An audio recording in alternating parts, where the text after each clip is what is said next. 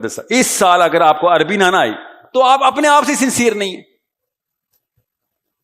عربی کے بغیر آپ پھر کیا کریں گے؟ آپ مودودی کی تفسیر ہی پڑھیں گے نا, تقی عثمانی کی پڑھ لیں گے. وہ اللہ کا کلام نہیں ہے, وہ مودودی صاحب کا کلام ہے. اللہ کا کلام کا نام ہے قرآن. وہ خود کیوں نہیں پڑھے ہم؟ یہ ہمت کیوں نہیں ہمارے اندر؟ عبداللہ بن عباس اور علی بن ابی طالب کی کچھ آیات کے اوپر تفسیری مناظرے ہیں, تفسیر کے اوپر کہ یہ مطلب ہے اللہ کا. علی بن ابی طالب کہتے ہیں یہ مطلب ہے. آپ اور میں ایک مولوی صاحب نہیں پوچھ سکتا ہم سے, بولی نہیں جو عالم نے کہہ دیا. یاد رکھیے گا, جس کسی نے بھی آپ سے کہا نا کہ آپ کوئی عالمہ نہیں ہے, آپ نے بتائیں, کہنا میں عالمہ نہیں ہوں, میں مسلمان ہوں. جس دن میں نے کلمہ پڑھ لیا تھا نا, اس دن میں ایکٹیویزم میں داخل ہو گیا تھا.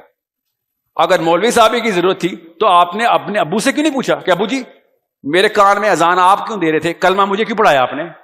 مولوی صاحب کو بلانا تھا نا کہ ایک بچہ پیدا ہوا ہے, آؤ مسلمان کرو اس کو. اتنی بڑی جرت آپ نے کی, مجھے کلمہ پڑھا دیا, میرا مذہب ہی بدل دیا. اس ٹائم مفتی صاحب کو کیوں نہیں بلایا؟ ہر کام پہ مفتی صاحب, جب بڑے کام آئے تو مفتی صاحب پہ ڈال دیں گے بات.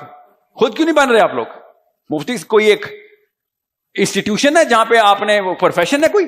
ہر مسلمان کا کام ہے. میں نا ابھی طالبان سے بات کر رہا تھا تو میں نے کہا کتنی عمر میں شادی کرتے ہو؟ کہتا 12-13 سال میں لڑکی کی شادی کر دیتے.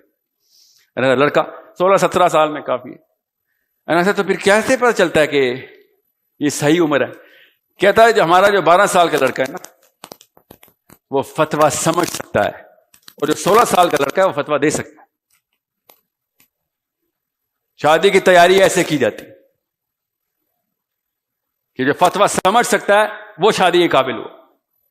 جس کو یہی نہیں پتا فتویٰ کیسے آیا تو اس نے تو ہر بندے کا فتویٰ مان لینا ہے, چاہے وہ 2 نمبر فتویٰ ہو یا 1 نمبر ہو. آپ کو سمجھنے کی سینس نہیں ہے, اس لیے کہا ہے عربی سیکھے خدا را, خدا کا واسطہ ہے عربی سیکھے.